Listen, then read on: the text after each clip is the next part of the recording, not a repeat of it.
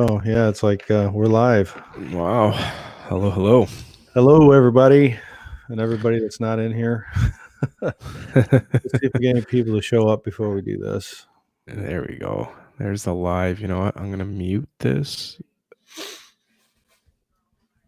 There we go.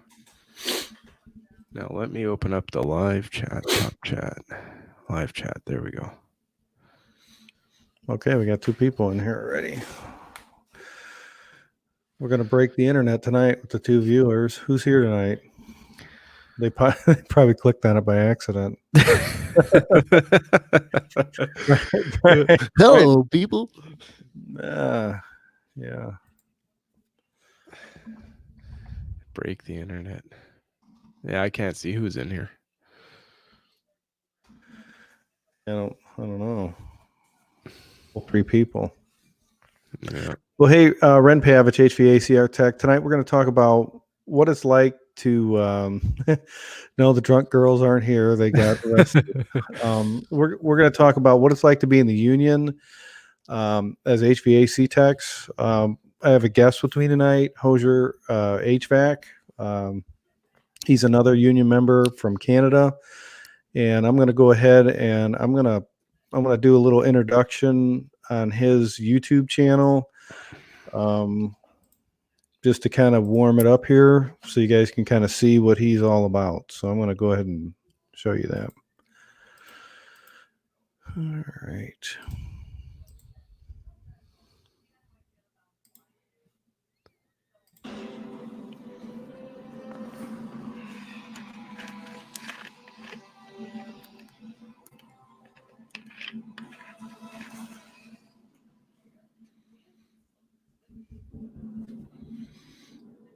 Hey guys, how's it going? Thought I would do this just a quick video, get to know me video, because some people are out there watching my videos, and I thought I'd let you know who I am. So Okay, so that's who we got here tonight. Corey. How do you pronounce your last name, Corey? It's Desarmo. It's French. Technically, it's supposed to be Desarmo, but for English people, they just say Desarmo. Desormo. That's kind of complicated. So Yeah, yeah, I always just Canadian. say Corey because I don't know any better. Hey, there's Ryan. Hey, Ryan. Ryan's here. Yeah. Okay, so we're gonna go into. Everybody knows that I'm a local 597 Chicago pipe fitter, service technician. Huseman's here. He's a union guy too. Got some great stuff up there. We're going to talk. I wanted to bring DeJormo. Yeah, you did it. Yeah, Corey Did I do that Desarmo. right? So I wanted to bring him Yeah. on here because he's a member of the union from up in Canada, residential. He's a gas fitter is what they call it. So, Corey, can you give us a little background on what you've done prior to HVAC, real quick, and then kind of how you got started? Yeah. So I got started a little late. Prior to HVAC, I actually worked for a bank for about, I want to say, 7 years. From there, I went and did some stock trading for a proprietary trading firm. And when that didn't work out, I decided to go to school and take my gas fitter's license, which is a 1-year course. I did that at about 31, around there. Did that for a year, came straight out of school and got hired into a residential HVAC company, which I spent a year there doing maintenance to start off. So, Corey, that was just like if you were to apply for any other job. Yeah, exactly. I mean, there was no like the fact that you had schooling probably helped you get into it, but they didn't at that time. You probably didn't even know anything about the union, did you? Or No, I knew nothing about the union besides the fact that when you're in school, the union does come to the college and, they give their little spiel why you should join it, etc. But it was more of a commercial thing. The union, not many. Sorry, Casey, I hold a G2 license. But yeah, and then you simply get your G2 license, you're certified, and then you look for a company that's looking to hire a G2 gas fitter. And I got hired by the company I'm still with today. They hired me into a maintenance, which was strictly maintenance for a year, and then they wanted me to go to service. And at that point is when they sign you up for an apprenticeship. Because if you're going to do service work, they need you to do service work on furnaces and ACs. And the AC license is separate from the gas fitters. And that is an apprenticeship. And it's a 3-year apprenticeship at a college. Okay, so you have a G1 or a G2 license? I have a G2. So you start off G3, which is pretty much nothing. You could maintain and do duct cleanings. G2, you could pretty much work on anything residentially. G1 is when you get into your big boy stuff, boilers, commercial stuff. So that would be my next step if I got on with a commercial gig. Okay, that's when you were kind of talking to me previously about maybe getting with a different contractor and apprenticeship. Or is that something you could get without the apprenticeship? No, you can get it without the apprenticeship. The apprenticeship is strictly for refrigeration. So anything to do with gas, once you get your gas ticket, then it's just a matter of time. And then you can go for your G1 ticket, which is full commercial boilers, high BTU units. As for refrigeration, that's when you need your apprenticeship. So right now I'm what's called a 313D. That's a full journeyman for the residential side. And if I wanted to go to the commercial side, then I would need to get a commercial company to hire me and complete the 313A license, which would be an additional 2 more years for what I already did. And that, would you have to go to like college again? So when you get signed up as an apprenticeship, yeah, you typically go to college for 8 weeks. So most guys do it like now, okay, March, April, when it's dead. Work slow, so you'd get accepted to the college. You'd go for an 8-week course, full-time, Monday to Friday for 8 weeks. And you'd have your tests at the end of the semester, etc., and you would do that. And then after the term's done, you write your big license, journeyman license test. So how long you're considered a residential journeyman? Yeah. And how long have you been that? So I got my journeyman license last year. Takes about 3 years to get. 3 years of working out in the field and schooling. 8 weeks of schooling per year. So I'm fresh. I was I've only been in the trade for about 5 years, but it went quick. It went, maintenance. Then I was on service. Then I got promoted to service, my apprenticeship, and now I'm a fully licensed refrigeration service tech. Now, someone watching this may not be familiar with like union pay and benefits. Do you know if it's different? Now, you're from Canada. Yeah. So everything needs to be translated. Yeah. So, whatever that means. But I know maybe you could go over like the pay and the benefits. And do you know how that would compare to like maybe a non-union or a non-signatory contractor in your area? Yeah. I mean, so with the union, as a fully licensed journeyman on the residential side, they break it up into different sectors, and the city that I'm from is a different zone. So I get paid around 34. Some of the other zones, like the bigger cities, they get paid more. 34 Canadian would be roughly like 26 American. Now, from the guys that I speak to that aren't union, their pay is roughly either the same or a little bit less. They just don't get the other perks that the union offers. Things like your pension, your benefits.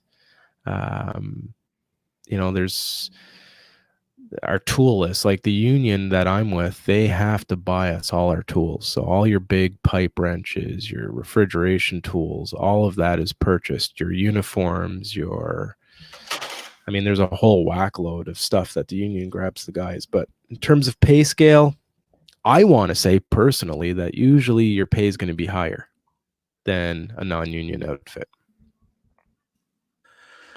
Hey, I want to say hi to Isaiah. I'd like to know how much it costs to fill up that truck he bought. I don't know if you guys seen it. Did you see that big truck that Isaiah bought? The big what? He bought a big Ford. I think it was a Ford truck with like a 6.0 in it, and he's here watching. And he showed him filling it up at the gas station. No, I haven't seen it yet. Yeah, that was a nice truck. But to answer you, Kelly, no, not every HVAC tech in Canada is a union. You're going to have non-union guys and union guys. Most of the big companies, especially commercial companies, they're going to be union. Where I'm at in Ottawa, there's actually only 2 residential companies. There's a ton of commercial union outfits, but only 2 residential ones. Kelly's saying that they don't have any residential union techs in Indianapolis. I'd be surprised because that was kind of something that the United Association rolled out, I think, across North America. I'd be curious to understand that. So, anyways, Corey, you're kind of relatively newer to the trade. You've got a lot of good videos out there. It seems like you work on a lot of Linux stuff. Yeah, so we're a Linux dealer, and we're a heavy service. Like, we're a pretty big company. They've been around for 80 years, and they have a ton of maintenance contract agreements. So we're a heavy agreement company. So I'm averaging 5 calls a day, and 5 of those calls are usually typically maintenance until it's busy and you're running no heats and no cools. So do they pay anything above the hourly wage as in like incentives? Oh yeah, they have a spiff program, right? So if you renew or you sign up a maintenance agreement, you get a spiff. If you convert any call into a sale for an SAC or a system, you'd get paid a spiff. Yeah, no, they have a pretty good spiff program at our work, which is nice, but you got to watch out for that too. Yeah, I mean, you never want to do anything dishonest. That's not what I'm about, and I know that's not what you're about. Mm-hmm. Hey, I got a curious HVAC guy hat on, and I see Bill showed up in the chat supporting us. Appreciate it. I don't even know if we got a like button, but if we do, can you hit it? It's not for me, it's for Corey. But anyways, what are some of the cons? Why don't you go? We were talking about some things that I felt were cons for you, Corey, earlier, but why don't you tell us what you think maybe some of them are? Some of the cons of a union? I can't even remember what we were mentioning, but honestly, myself, I've always been in a union, so it's hard for me to kind of relate. I mean, obviously, no one likes paying union dues, but can you, Ren? Can you think of any cons that? Well, I seen some of, we were having a discussion a little bit earlier, preparing tonight, so we could share some of this stuff. And one of the things we talked about that I seen as a con in your situation, and we talked about it, you might not recognize it, but we were talking because there's only 2 residential union companies, you're limited on the choices you have for employers. If I want to, yeah, okay, I see what you're saying. Yeah, if I want to stay with the union, yeah, you're right. But it's growing. Like the whole residential thing was only started about 5 or 6 years ago in Ottawa. I want to say, what are we to? Yeah, maybe even earlier than that.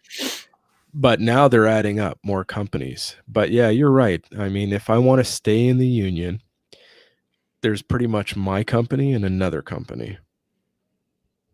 And the thing with wanting to stay in the union is if I ever want to transition to the commercial side, I mean, there's tons of commercial union outfits, but if you're not a union member, like that was a huge door opened for me going with this company, because had I not found this company and I wanted to join the union, the way they do it here, and I don't know if it's different in Chicago, is you need to write a union test, and they want to see all your previous school history. So you need chemistry, biology, math, and you have to have a certain grade requisite.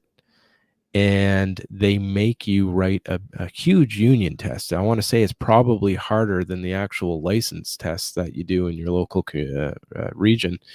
And you once you pass that test, that union test, now you're in a pool with like a bunch of guys, and you're waiting to get into the union. So I got a shortcut because I got hired into the union through this company that I'm with. So I don't have to do that test. So for me, I don't want to leave a company that I'm in now and go to a residential non-union, because now I completely screwed up my chance for the commercial side. Yeah, and I kind of seen that as kind of like a con. Yeah. My background's commercial, industrial, union work. Then I opened a residential union company, and I'm kind of familiar with the position you held within that company, because when I was a contractor, I was the owner of the company, so it really didn't affect me like the people that were working for me. So like if a guy was working for my company, where we're located in Northwest Indiana, right outside Chicago. Okay. If they left our company, they would have to travel into Illinois or the city of Chicago to find another contractor to work with, being residential. So they're a lot of times guys would leave and go, I'm getting out of the union because I'm not driving into Illinois for $25-$30 an hour, even if it is with benefits, because it's an hour drive. So so I was a little more familiar with that as you were speaking. But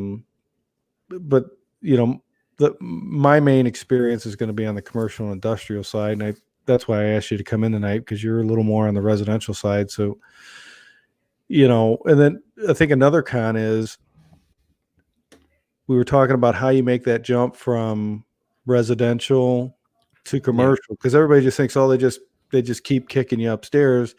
And you were talking like, hey, if you want to go commercial, you were saying you have to get hired on with another contractor, start out as a third-year apprentice, attend even more training. So basically, you're limited to if a contractor wants to bring you on as an apprentice at that point, right? Yeah, exactly. Because it's a little bit different when you're a fully licensed residential journeyman. I'm making like $34 an hour. So for me to go over to a commercial side, they hire me as a third-year apprentice. And because they need you to go back to school, they need to start teaching you chillers, big stuff that you've never seen on a residential side. And a lot of times they don't, at least in my experience, I don't know, they don't want to pay that rate. They don't want to pay me the $34 an hour or whatever to bring me on for a guy that's never worked on a roof. Yeah, and train you. Yeah, exactly. So you got to kind of either be top of your game and give them a reason so they can hire you, so you can go out there and make money. Pretty much. And the union reps that I've talked to here, they said, you know what, that you might get like a week or two of training, but they're going to throw you right on a service call. And you kind of got to lean on the journeyman, the guys that have been doing it for a while. But I really want to do it. Like for me, it's a no-brainer. Like the commercial side, I at least want to try it. It sucks here up in Canada. I mean, some of the guys you're up on the roof, it's like minus, well, for you guys, I'm Celsius, so I want to say minus 20, 30 Celsius, whatever that is, Fahrenheit. Yeah. So it's a rough life, but it's literally like a $15 raise. And when you compare residential to commercial journeyman, it's a big jump. Yeah, the pay and the benefits are probably better too, right? Oh yeah, benefits. The contract is better. Like on a commercial contract, I'm talking union agreement. If they get called out after 11 p.m., they get double time, no matter what. And there's probably it's door to door, right? Pardon me? Yeah, portal to portal, door to door. Yeah, and leave the time to get home. Exactly. And on the residential side, we don't get that. We get time and a half. So you get, commercial side negotiated a pretty good contract. And of course, their benefits are better. Their pension is larger. And it just sounds a lot better. And you don't have to do as much selling. Well, it's a different type. Yeah. From my experience, like I'm a commercial and HVAC, commercial industrial HVAC guy. So we're selling to a point, basically diagnosing and telling the customer, hey, this is what it's going to cost, or this is what it's going to take to fix this big piece of equipment, Okay. 20, 30,000. Sometimes they go out for quotes, depending on the size of the job. But, backing up a little bit. So I'm in the US over here, and I want to share a little bit about my entry into the union, because I was like you. I started like at 31. I've spent 5 years in the Marine Corps. I was a jet mechanic, fumbled around, tried a few different things for a while. And then at 31, I decided I was going to kind of get serious, and I entered the union. Now, what it was like for me is I put an application in, and Okay. we filled out the application in, like 1 year, like the fall of like the year. And then in January, they call you up or send you a letter, and they say, hey, we're going to have testing on these 3 different days. And now you got to come in and basically take an aptitude test. Okay. Yeah. Yeah. Math, trigonometry, algebra, all kinds of crap, shit you don't remember, especially when you're older. Yeah. So I took the test, and I'm waiting. I'm thinking, fuck, what's the story? No one's called me, this, that, and the other. I'll answer that question in a second, Bill. So I take the test, don't hear nothing. Then like 2 months later, they said, okay, you got to come in for an interview, and you're going to interview with union representatives and company owners or managers of a company. So they're like, you have a union, like a union business agent or an instructor or something like that. And they're going to pair him up with, someone from a company, and they both kind of like tag team you. Okay. So they're going to interview you, and they're interviewing. I think the year that I applied, there was 1,200 that applied, took the test. Then they interviewed 600, and then like two other months pass after the interview, because they don't tell you nothing. It's just they just beat you up, like, hey, are you going to show up to work? This, that. I mean, it's just they ask you all kinds of questions. You got to come up with good answers, and they're filling out a checklist. So it's pretty rigorous. And then all of a sudden, like the end of May of that same year, I get a letter in the mail, and it says, okay, you've been selected for the union HVAC apprenticeship number 2. And I'm like, okay, I don't know what that is, but so now you got to show up. And I think we went to school 2 weeks straight, no pay. So basically I had to quit a job I had, go to school for like 2 weeks. And the second day they go, oh, bring $1,000 for this tool. We're going to give you some tools. They're all crap tools. So then you get these like junky tools for like $1,000 in a book bag. And then at the end of 2 weeks, you get a letter, and they go, this is your contractor. And I'm in Northwest Indiana, and my contractor was 74 miles one way on the north side of Chicago in Melrose Park, Illinois. Wow. And that was back in the early 2000s, and gas was like $4.49 a gallon. It was crazy. So, and I'm making $14 now. I go from making $100,000 a year to like $14 an hour, but I wanted to be in the union. Yeah. So. Wow. So then what we did after, basically they assign you a contractor. So you work 4 days a week. Then 1 day a week you go to school. Or no. We worked 5 days, and then we went to school on Saturday unpaid for 6 months. So it was 6 days a week, but you got your training on Saturdays, for 6 weeks. And then after that 6 weeks, or after that 6 months, then you went 1 worked 4 days, went to school 1 day during the week, but then you got paid. You paid your 8 hours worth of wages. And then that went on for the next 4.5 years. And you go to school 1 day a week, every week, work 4 days. And they're testing you every year to see where you're at. Okay. A lot of people washing out. It's a full-on apprenticeship. So then, our union training center is one of the biggest in the country, and we have one of the most state-of-the-art training centers here in Chicago. And they also put on HVAC classes at night. So in addition to going to school 1 day a week, they're pushing us to take these night classes that are usually from 5 to 8, 5 to 8:30, and they call them, they're in trimesters. I think they're 8 or 10 weeks. And they got a battery of those tests, DDC, hydronics, electrical estimating. They got, so then, and then here's the deal. At the end of the 5 years, now you're making all the money. Yeah. I think at the time scale was like $45 an hour plus full benefits or whatever, insurance, pension, 401k,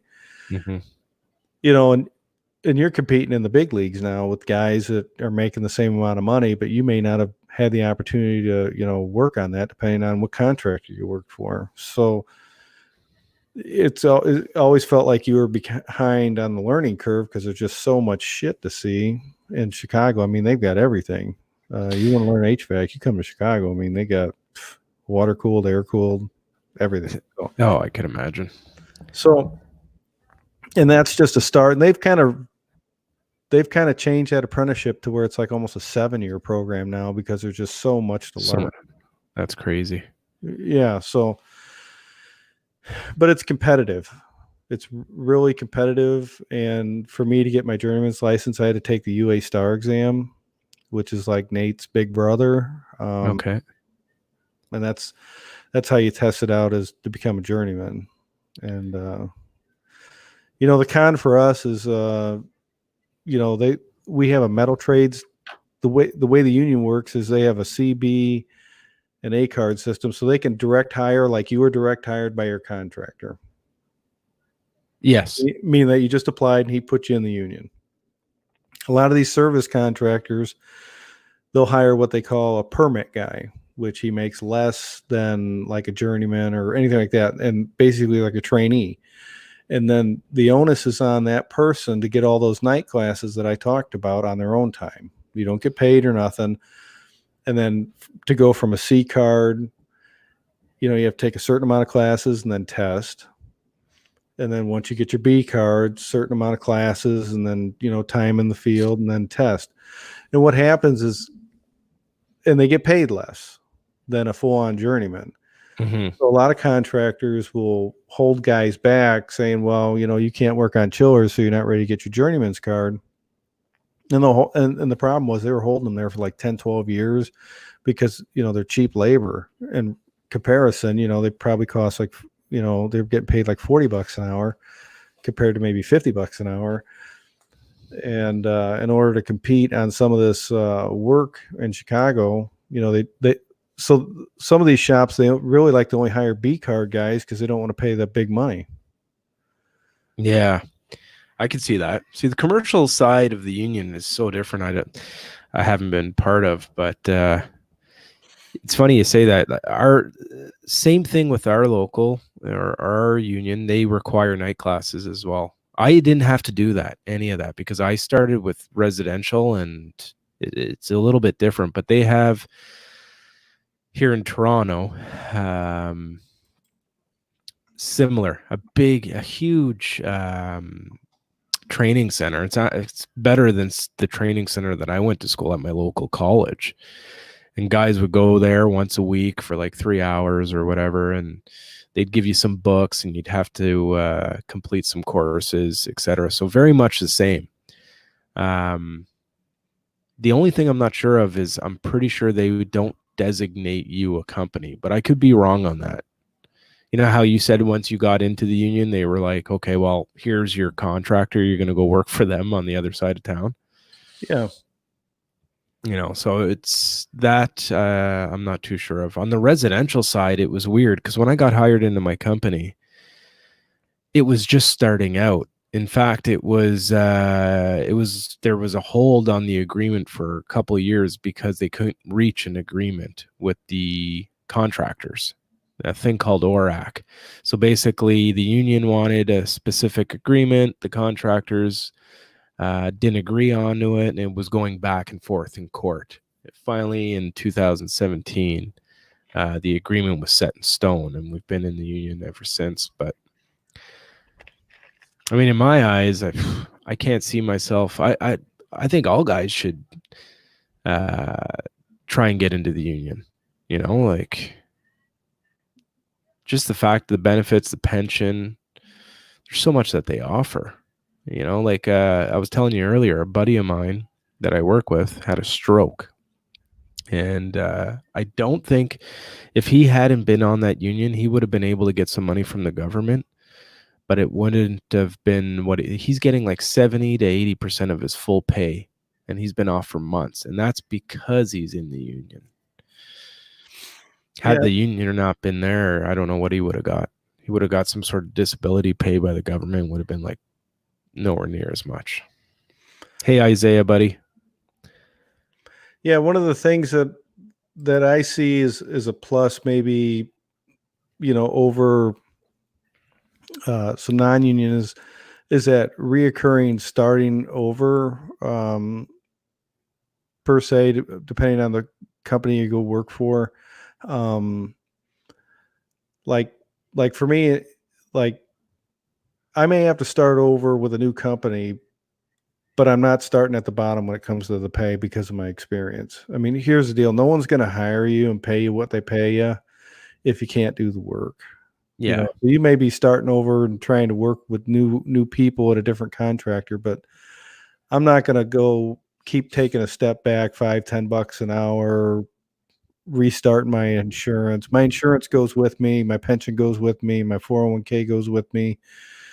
So, you know, there's been times in my career, you know, backing up, you know, when I was a little younger and friskier,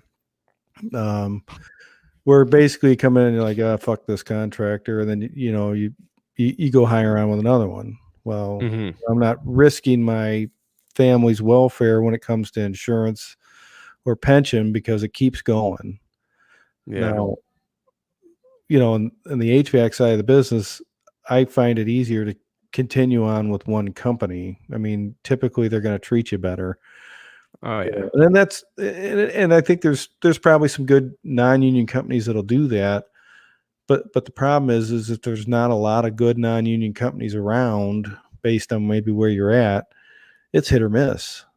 And, Yeah. you know, like for me, I know a lot of guys in the union, you know, guys on the construction side. I mean, we've got like 10,000 in our union. I know a lot of them. So, I mean, I could pick up the phone and be like, hey, you know, we could talk about contractors. What do they offer? What do they have? I mean, because a lot of people pay extra, you know, based on your experience. And being in a union, it's, you know, you get to meet other people, but when you're non-union, it's probably harder to meet people to find out that information. I would agree. Yeah. I mean, it's a huge network just being part of the union. Like I'm the union steward at my shop. You're the union steward? I didn't know I got a celebrity. Yeah, well, it's nothing special. They just designated me, and I actually had to, we just finished our union agreement in December. They flew us out to Toronto and we reached an agreement there, but just that aspect opened up. That's basically what opened up the doors for me to try and get into the commercial side, because, you know, the guys that I went to Toronto with, the union, like the main guys, the business managers, yeah, I think one of them's in here right now.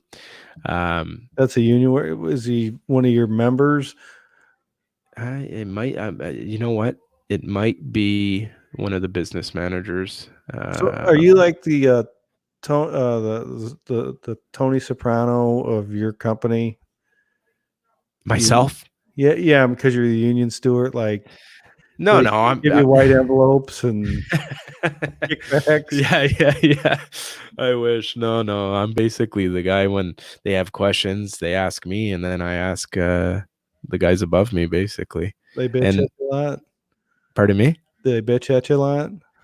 They're always bombing my phone with questions because right now we're in the middle of signing a new agreement, so they're bugging me right now just to get some answers as to what's going on. But there's nothing serious, So are you more of a company man or are you more of for the workers? for the workers, big Like time. the guy that owns a company, he ain't like, handing you an envelope like, hey man, I'm gonna take care of you. No, no. Come No, on. they know I'm That's how you were I'm saying a when we work. were off I'm for the camera. workers. Oh yeah, You were no. saying something different off camera. You were showing Get out of extra here. money. Kiss my ass. Yeah, no. I'm for the workers, definitely. I mean, my company, I haven't even met the owner, maybe once. Like, so sorry, wife was And that's yelling at kind me. of different because the way it works in Chicago, and it's kind of different than anywhere in the world. Like your supervisor for your shop or the service manager, who's the pipe fitter or service fitter or whatever you want to call him, service mechanic. Yeah. Your supervisor is a steward. Okay. That doesn't make any sense. Sorry, say that again. So you're the service manager, who's like, if he's a service mechanic Yeah. at any of your companies, is always your union steward. He's biased Yeah. Yeah. No kidding. That's how it works for you guys. everywhere. Yeah. Like, so if Yeah. you work on construction, it's your superintendent. He's a steward. Okay. Yeah. I But don't if you're know. like work on the service side, your service manager is your union steward. Okay. It's Yeah, I it's see what you. It is it's like biased. it makes no sense. He's never going to lean your way or never. Some of these guys, they're company men, so it's hard to bend an ear. A little different. So that's a con in our industry. We don't have like a guy who works in the field that is a union steward. It's our direct supervisor. So that I've never understood Yeah, that. that's a bit odd. Yeah, no boss should be a union steward. That doesn't make sense. Weird. Yeah, I don't understand why that is. So, hey, I know we talked a little bit about your union has a contest coming up, or with the YouTube and the videos and stuff like that.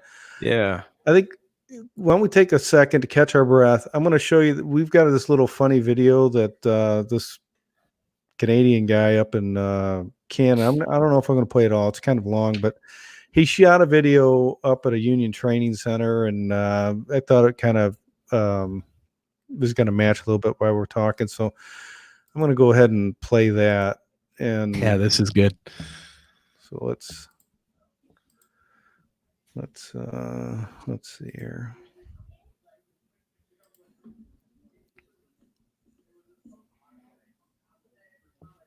Can you guys hear the audio? Yeah, I think so. Maybe not.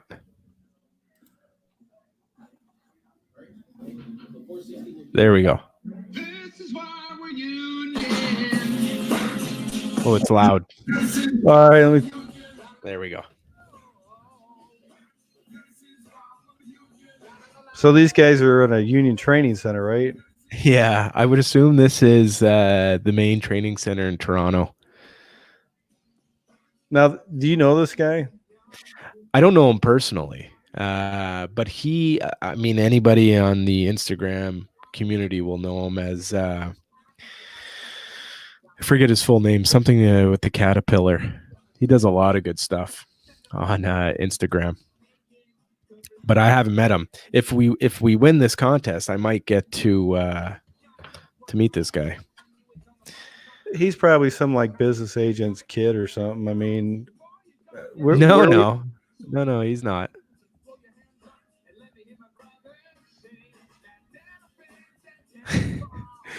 You'd have to check out his Instagram. He's hilarious. But I'm pretty sure this is the Toronto Training Center, which is crazy because it's a lot better than the college that I went to. Now, can you explain why he's making that video, or what was the purpose? I mean, because you have a YouTube page, right? Yeah.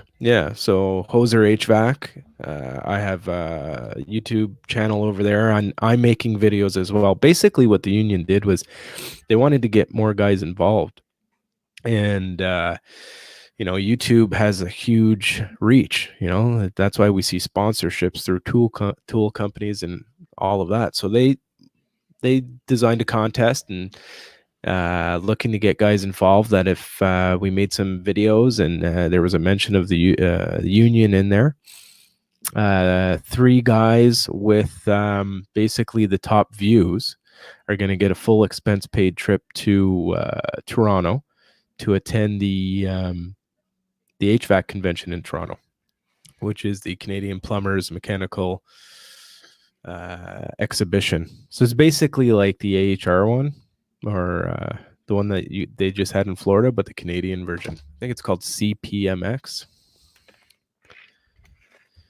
And do you know how you're doing in comparison to what's going on in this contest? Honestly, I want to say I'm at least in the top 3.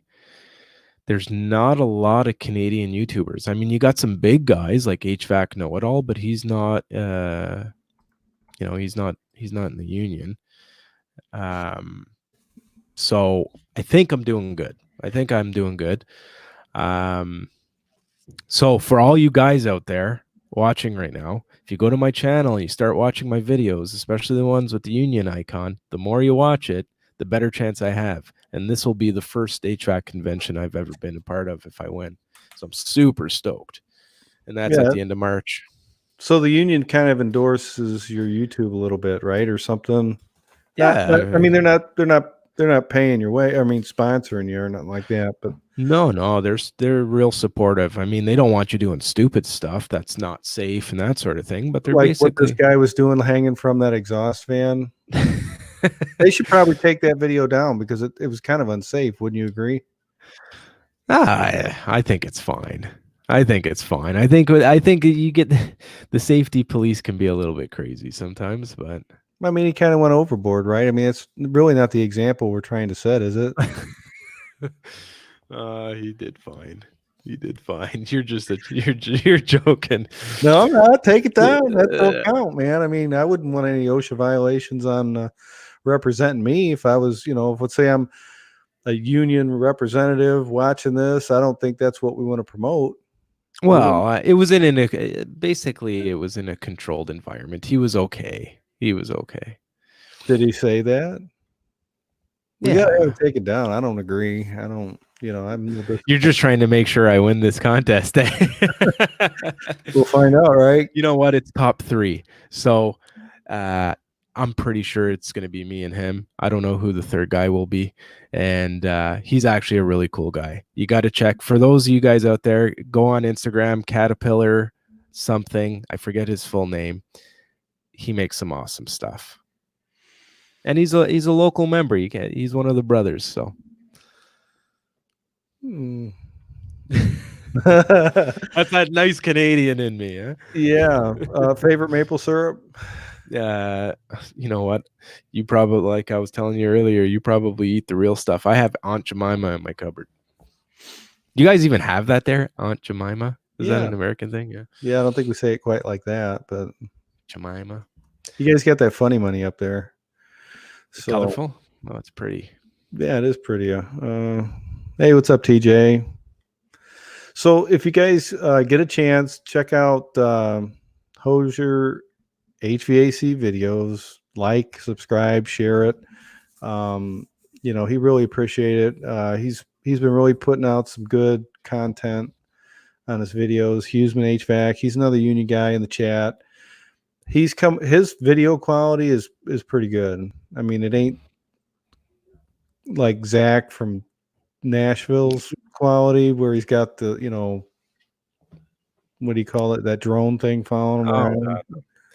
You know what? It's just a regular guy in the field just taping some content. It's not going to be anything special, but it's, it's something to watch.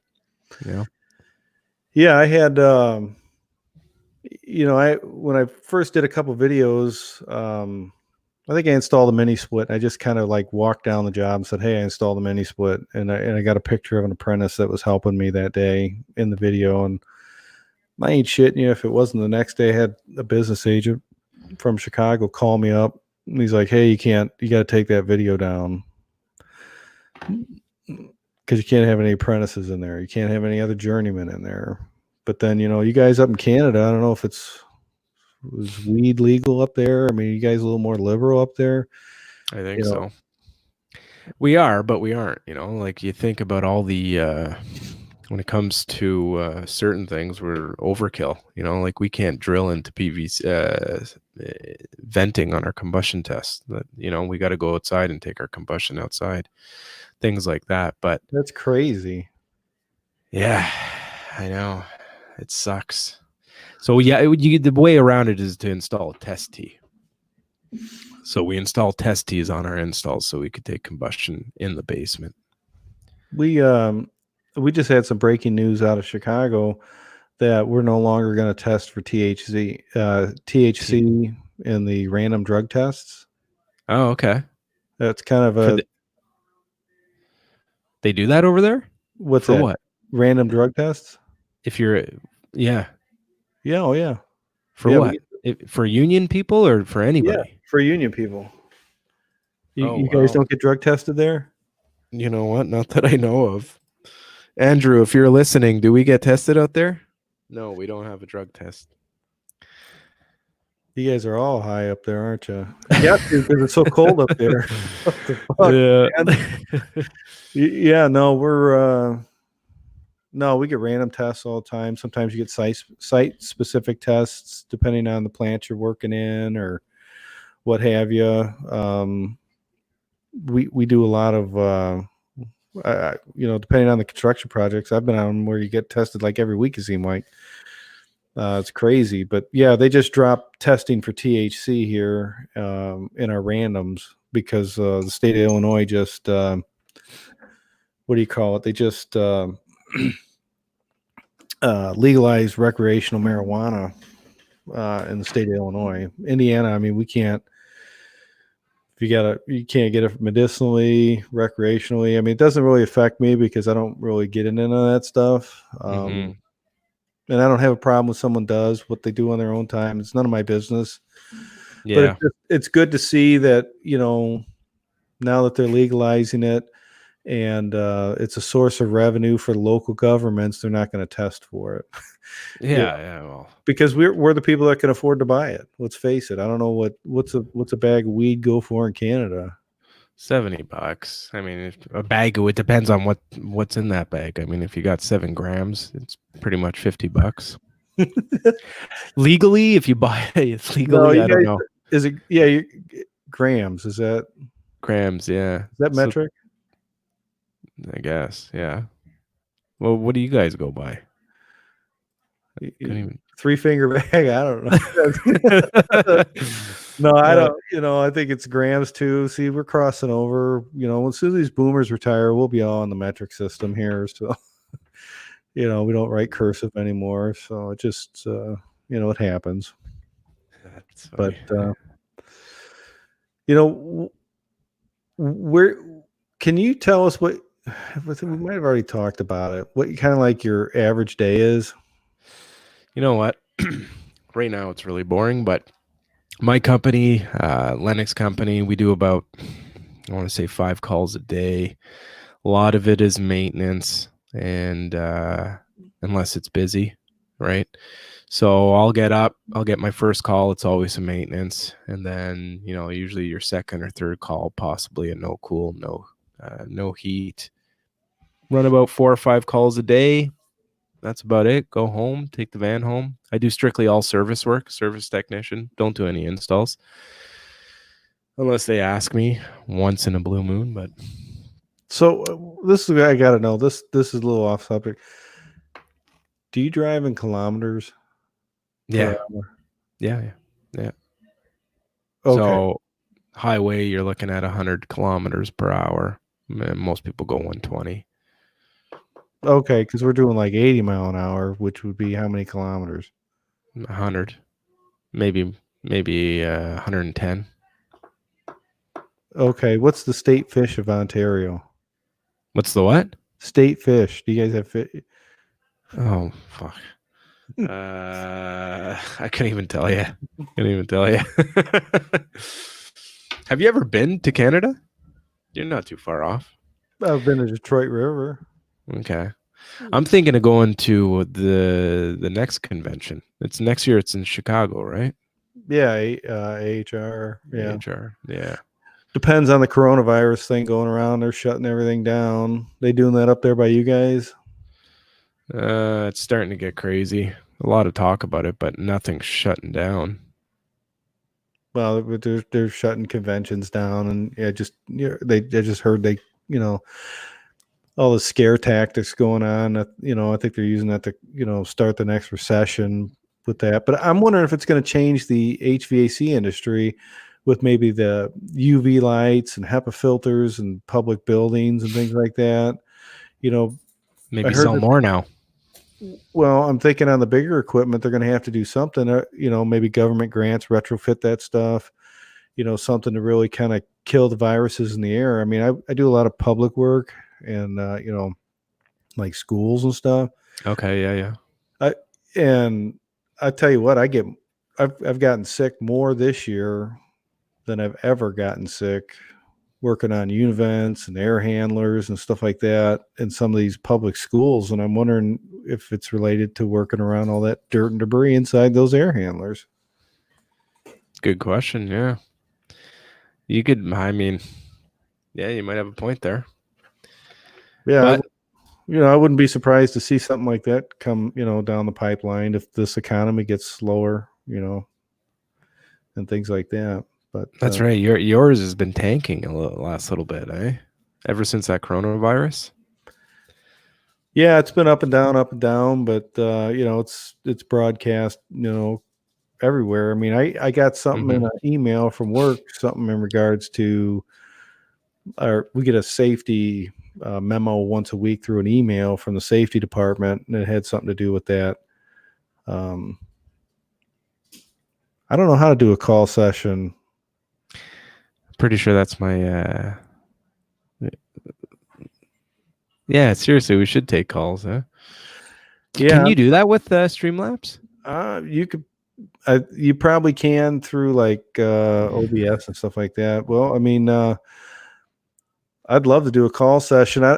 I bet I could have had the phone off the hook last week with the crazy girl that was. Oh my God! Yeah. Yeah, probably at the end they'd have like, "Hey, we want to call and talk to her." her. For sure, that would have been. It'd been like a 4-hour live stream because she probably never stopped. But yeah, that was a wild show last week. So who is this HVACer Workers of Ontario? I'm pretty sure that's the union business manager. Prank call app. What? He's the guy that's holding the contest. Pretty sure. Is he? I think so. Does he have like a real name? Has he heard of? You guys aren't as big as Chicago, though. We're big. We got like 15, 16 business agents. How many you guys got? Business agents? I don't even know. He's the main one, though. His name's Andrew Tarr. So he does he's all over the Facebook. Like if you go on, HVAC Know-It-All site, uncensored. He says we're about 4,000 with 4 agents. How many agents? How much does an agent make? I have no idea. Don't worry, I can find that out. I can screen share that on unionwatchdog.com. I already know how to do that. So yeah, well, hopefully next year I hope he takes me with him to Chicago. So if you're out there, Andrew, I need a ticket to Chicago for AHR. Yeah, we'll boot out Ian. Hey, he says not enough. They don't make enough. Yeah, right. Well, I know ours make like 196,000 a year. Plus they get, yeah. In Canadian, what would that be? Fuck, like, I don't know, 230, 240. Yeah. Here's Isaiah wanted me to show his truck. So this is a truck that he just bought. Jesus, Isaiah, making that overtime money, eh, bud? Yeah. What does something like that cost? Fuck, I have no idea. Yeah, it's crazy. So do you guys get guaranteed 8 hours of work or pay for work, or? No, we don't get no guarantees. I mean, most of the time, with the exception of months of March and April, we're usually doing 40 plus hours. We get certain guarantees if the night before, and this is all what the union negotiated for us. So if it's slow and they don't tell us the night before that we have no work, we get an automatic 4 hours pay the next day. So like tomorrow, if I was to wake up and they're like, sorry, we have no calls for you, well, they got to pay me a half day's pay. You know, you get things like I'm trying to think of other perks. See, that's the thing I don't know about non-union companies if they do the same thing. You know, They don't do nothing like that. don't. Sorry, I forgot to tell you. Yeah, I'm pretty sure. Like, that's the thing with the union. Like, does our union buys us all our tools. Like, there's not our union, but our employer. They put in the contract a tool list. So pipe wrenches, specialty tools, refrigeration, your torches, basically fuck everything you need. Our employer has to buy, including our pants, our boots, our shirts, and that's all negotiated from the union. Yeah, that's a Canadian thing. You guys are, Bernie Sanders up there, but yeah, no, we have a tool list that we're required to have, which is about half of what most guys have. And then, for big specialty items, some companies will do like a 50-50, but they don't have to.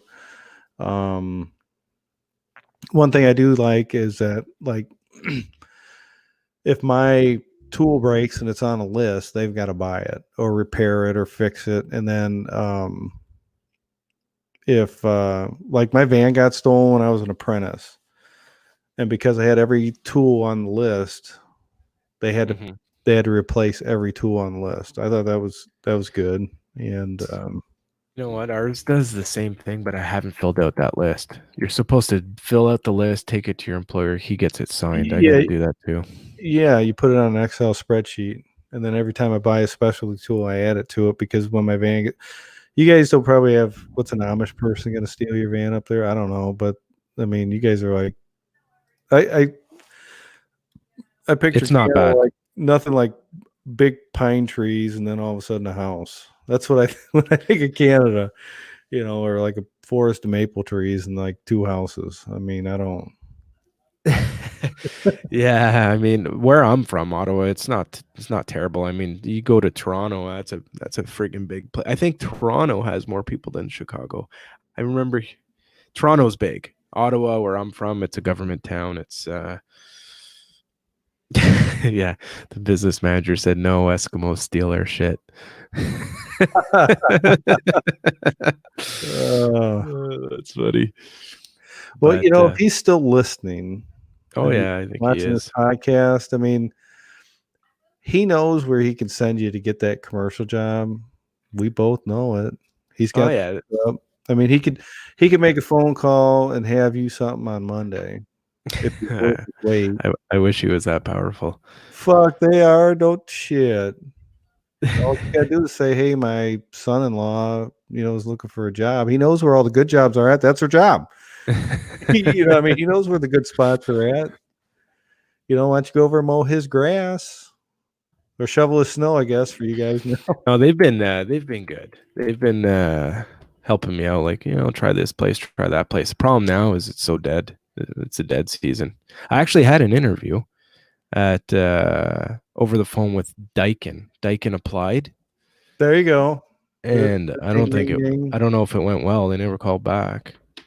But it's one of those things again where it's like, oh, you're a residential guy. Okay, have you ever touched this? Have you ever touched that? No. Well. Yeah, screw Daikin. Fuck them then. So, you got to start somewhere. And when you're I think you have to spend the time doing the training. You can't teach yourself something you don't know. But Yeah, no, well, that's the thing. Like rooftops got to be almost identical to furnaces and that sort of thing. I think rooftops I could handle. It's once you get into the big boy stuff like what you're working on, chillers and fuck, all they that. don't. I do HVAC service, and in the last 3 weeks, I can't even think if I ran a service call. Yeah, it's too It's been warm. some weird stuff, but I do a little both. So I did a big controls project. I think I talked about on another Yeah. job, and put that in, and then turn around and I changed a 4-inch gas main for a high school, and then repiped a 3-inch screwed pipe gas train for a boiler because they were all leaking gas.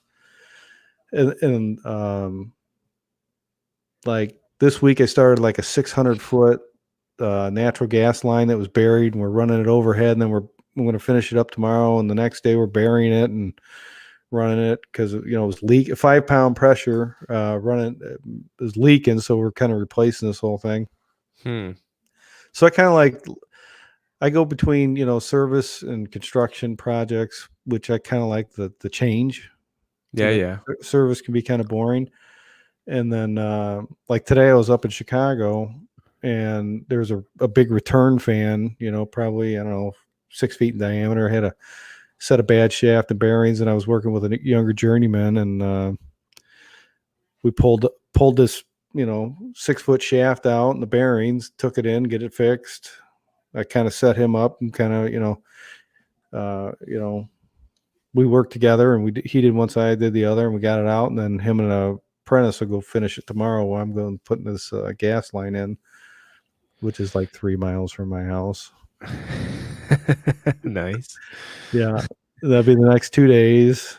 So how does it work for you guys, like with your apprentices? Do they always usually pair up an apprentice with a journeyman in the union? It just depends on the shop. Like that's a good question. Like the first company I worked for out of Chicago, they were a real big company called Air Comfort.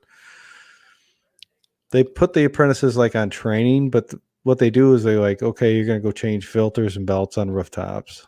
Yeah. On small residential equipment, rooftop units, and then you're going to be they have a lot of maintenance. A lot of companies, if they have maintenance, so you might be the guy dragging all the filters on the roof, and the other guy might be inspecting, how, sequence of operations on, heating and cooling, and, kind of training. And then they start letting you go, like, okay, you're going to get like this small credit union.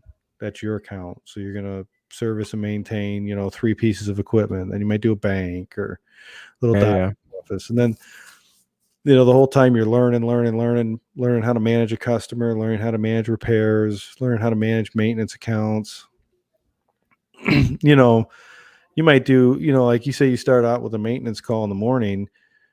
As an apprentice on the commercial side, you might have a 3-day maintenance visit, just changing filters. Yeah, well, I can imagine.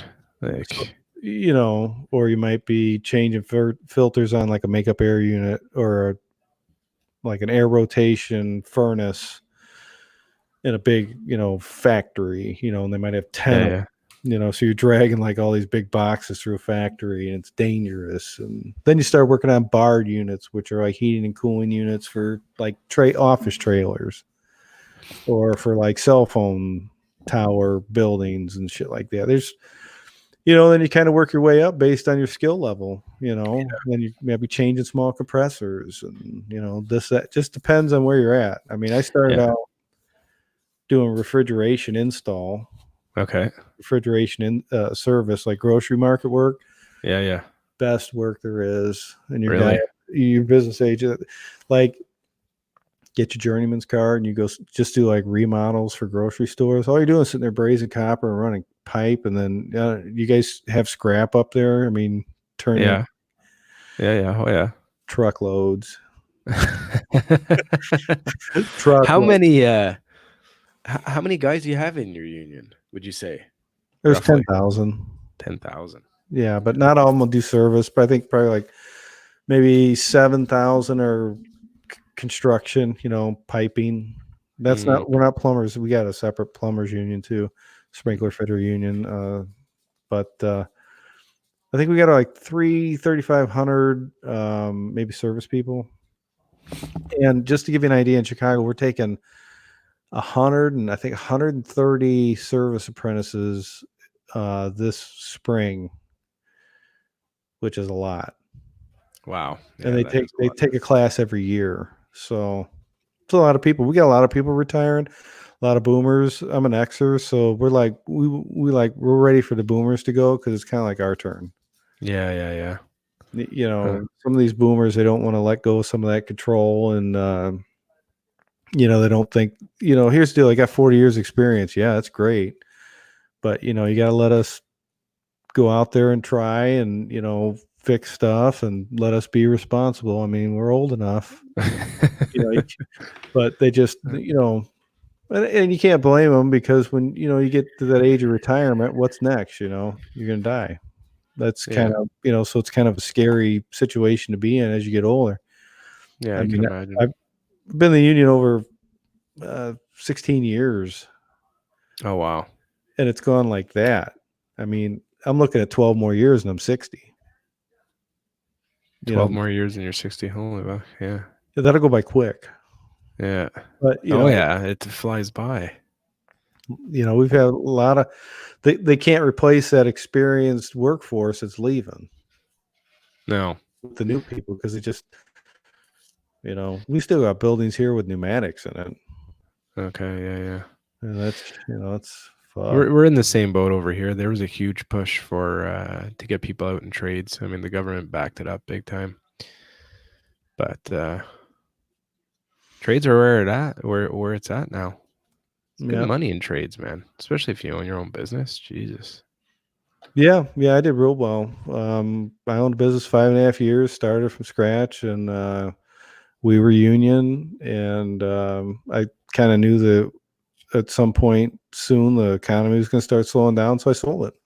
Yeah. And, you know, got what I wanted for it, and just decided I'd take a break and go back. You know, because I'm union. Yeah. You know, I didn't have to like be stuck where I was at, and I was able to just go get on as a service mechanic with another shop, and you know. So what do you do in that case? You just call the union and say, "Hey, I'm back. I'm ready to go," and they just say, "Okay, well, here's Well, I was another always a contract." union. Well, this is kind of because, you know, like they just started the residential program, so I was an A card, you know, journeyman, full journeyman. Okay, explain that. A card, B card. A card's the highest level of Okay, so it's like a whatever your highest level of journeyman is in, you know, your union there. gotcha. Yeah. So that was the designation I carried. But when I opened a residential shop, we called the UA, the United Association, and I had them change my designation to residential journeyman because I was doing residential work and the cost of the benefits were like half. So instead of having to pay like $80, $85 an hour, it was like $35, $40 an hour. So I did that as a residential journeyman for 5.5 years. And then when I sold, we went back to the UA and I picked up my A card again.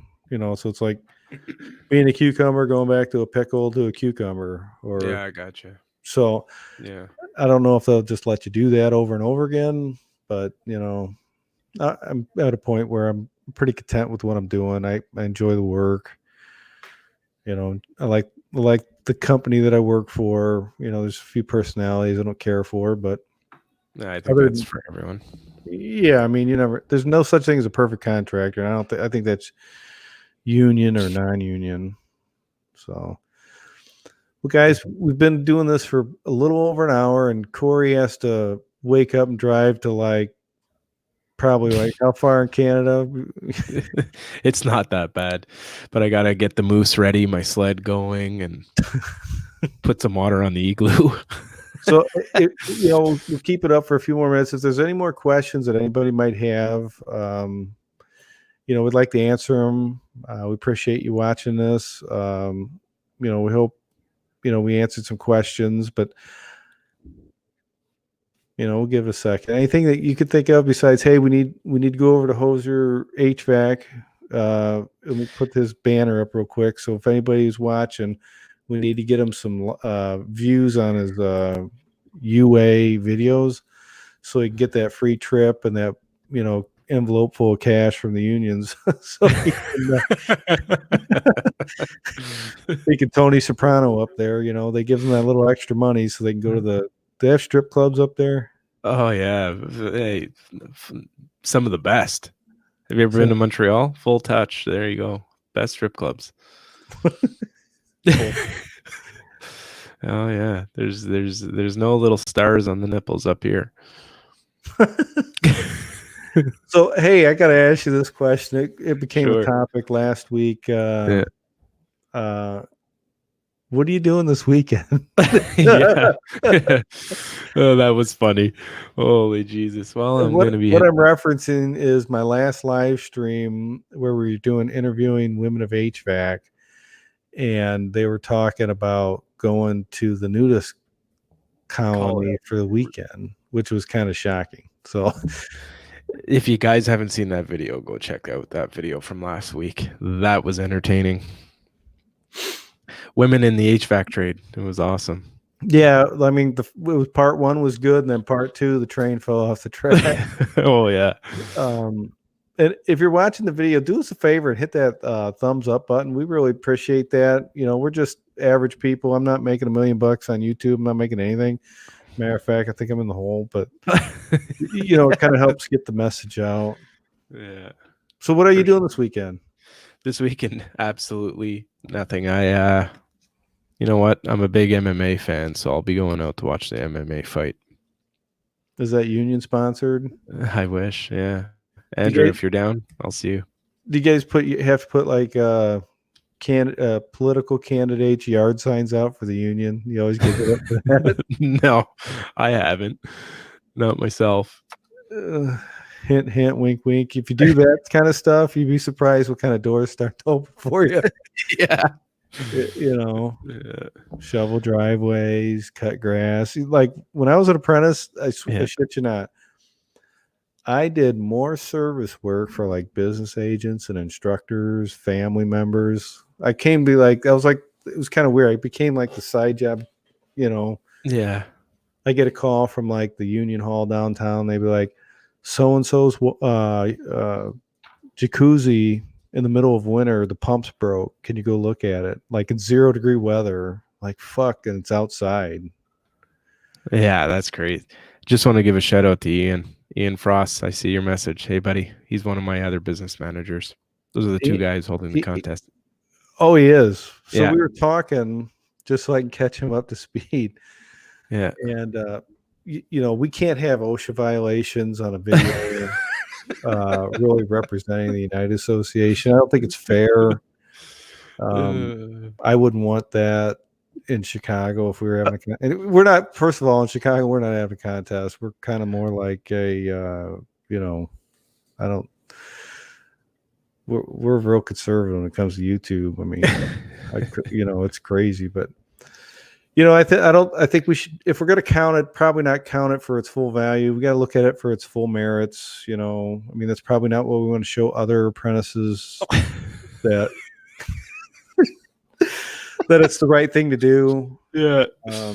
We never want to put ourselves at risk, take our time. So, if you want to cut maybe a third of those views out and then give those views to Hoser, I'll love you for it. Yeah. And then, if you could share, like I'm going to share that video on like the UA pages that I belong to on Facebook again, so we can get some more views.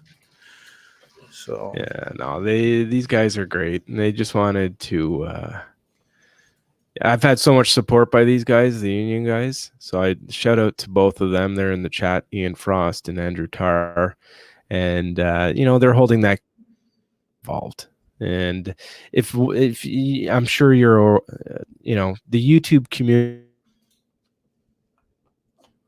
For some reason in Canada, there's just not a lot of creators. There's myself, there's Joe from Overtime, you got HVAC Know-It-All. So a lot of this stuff online is you Americans. I mean, I think there's a lot of Canadians that watch, but not a lot of guys that make stuff. So this was a good way of the union getting involved, getting guys out there. And What was that union? Can you tell us the exact name of that union again? my union? Yeah. Yeah, 787, local 787, UA local 787. And Do they have a website? yeah. Do you know what that is? Or Yeah, if you pull it up, I believe if you just Google local 787, it'll pop right up. I actually think it's great that you got union business agents on here watching your content, because I'll probably get a call tomorrow saying, take this live stream down for my business agents. Yeah. Yeah. I sent you a private chat. That's the website for our union. No, these guys are awesome. So they're supportive, and they're good. It's growing. The union's growing, and the residential side mainly is definitely growing in the last couple of years. So we need more guys to get involved in that, and the more guys you have in the union, it's better for the workers. You get to negotiate bigger contracts, better contracts, more money for your family, etc. So yeah. Well, why don't we give it a second here? I'm gonna put hold on a second here. I'm gonna put that website. So if there's anybody watching that's up in your neck of the woods, how they would maybe find out more information. Now, is that the right one? what's that? This website address? Oh, yes. Sorry, I didn't see the banner at down below. Yep, that is it. So for guys looking for the union, that's where you'd head over there, and they could get more information on what their program's about. Yeah, exactly. Make a decision on whether it's right for them and their families and stuff like that. Exactly. So well, I appreciate everybody showing up tonight. We're going to be doing another live stream next week. I've got a residential salesperson that's doing like $3 million a year from Colorado, and the caveat to that is he was Coral Whale's manager at one point, so he's probably going to give us a little background on that. And lovely, I'll be there. Yeah, so appreciate it, guys. I know Corey's probably got to get up and hit it tomorrow. That residential's a little harder tomorrow. I wake up at 5, I'll sip a cup of coffee, and I'm literally 3 miles down the road for the next 2 days, which is rare. I mean, today I was an hour and a half. So yeah. So appreciate you guys showing up. Corey, just hang out a minute. I'm going to go ahead and shut this off. Thanks again. Hit the like and subscribe button. Thumbs up, thumbs down. Get any comments, put them in there, and we'll see you next week.